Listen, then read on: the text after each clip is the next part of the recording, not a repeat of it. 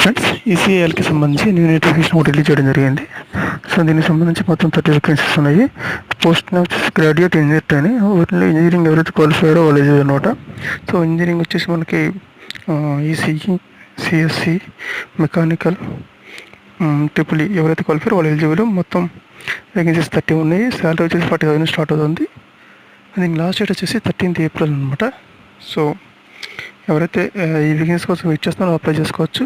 And upper age limit వచ్చేసి 27 years ఉంది. SC, ST, BC వాళ్ళకి ఏజ్ రిస్ట్రిక్షన్ ఉంటుంది.